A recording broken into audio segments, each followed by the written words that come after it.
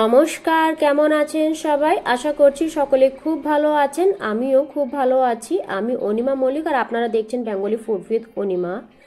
আজ আবার চলে এসেছি নতুন আরেকটা ভিডিও নিয়ে। আজ আমি বানাবো ছোট ছোট নতুন আলু দিয়ে আলুর দম। নতুন আলু আর কড়াইশুঁটি দিয়ে এরকম আলুর দমের রেসিপি খেতে দুর্দান্ত হয়। ব্রেকফাস্টে লুচি, পরোটা কিংবা রুটির সঙ্গে খেতে অসাধারণ লাগে। এই রান্নাটা আমি আমার মার কাছ থেকে শিখেছি। আমার বাবা খেতে খুব পছন্দ করেন এই ছোট আলু দিয়ে আলুর দমের রেসিপিটা। চলুন দেরি না করে ভিডিওটা শুরু করি। আলু দমের রেসিপি বানানোর জন্য প্রথমে আমি এই ছোট্ট আলু প্রেসার কুকারে সেদ্ধ করে নিয়েছি। আজ আলুর দমের রেসিপি বানানোর জন্য প্রথমে আমি আলুগুলোকে আজ ফ্রাই করব না। একটা কড়াইতে এখানে আমি তেল গরম করে ফোড়নে দিয়ে দিচ্ছি তেজপাতা, দারচিনি, ব্ল্যাক পেপার, এলাইচি আর জিরে। ফোড়নটা যখন ভাজা ভাজা হয়ে যাবে দিয়ে দেবো গ্রেট করে রাখা পেঁয়াজ। প্রথমে পেঁয়াজটাকে এখানে আমি ভালো করে ভেজে নেব। যখন পেঁয়াজের কালারটা চেঞ্জ হয়ে যাবে অ্যাড করে দেবো কাঁচা লঙ্কা, আদা আর রসুন বাটা। এখন মশলাটাকে ততক্ষণ আমি এখানে ভাজবো যতক্ষণ না আদা আর রসুনের কাঁচা গন্ধটা চলে যাচ্ছে।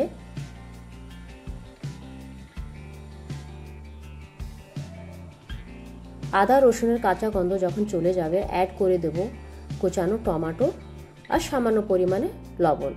লবণটা অ্যাড করলে টমেটোগুলো তাড়াতাড়ি সফট হয়ে যায়। আর সব কিছুকে আমি ভালো করে মিশিয়ে দেবো। গ্যাসের ফ্লেমটা এখন আমি লো। যখন টমেটোগুলো সফট হয়ে যাবে পরপর অ্যাড করে দেব গুঁড়ো মশলা। গুঁড়ো মশলা এখানে আমি ইউজ করছি পরিমাণ মতন হলুদ, স্বাদ মতন লবণ, ধনে পাউডার, জিরে পাউডার আর সামান্য পরিমাণে জল অ্যাড করে মশলাটাকে আর একবার আমি ভালো করে কষিয়ে নেব।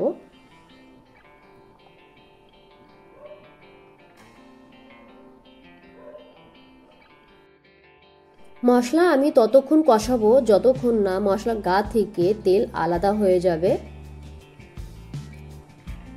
ঠিক এরকম ভাবে দেখতেই পারছেন কি সুন্দরভাবে তেলটা মশলার গা থেকে আলাদা হয়ে গেছে। এখন একটু নাড়িয়ে চাড়িয়ে অ্যাড করে দেব সেদ্ধ করে রাখা আলু আর কড়াইশুঁটি।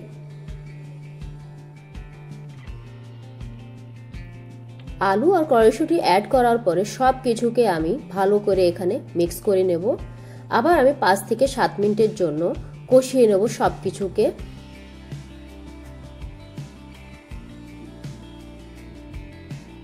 সব কিছু এখানে ভালো করে আমি মিক্স করে নিয়েছি।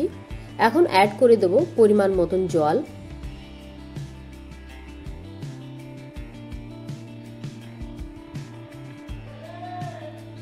জল অ্যাড করার পরে আরেকবার আমি সব কিছুকে এখানে মিক্স করে নেব। আর গ্যাসের ফ্লেমটাকে আমি হাই করে দেব। গ্যাসের ফ্লেম হাই করে আলুর দম গ্যাসের উপরে আরো আমি 10 মিনিটের জন্য রেখে দেব।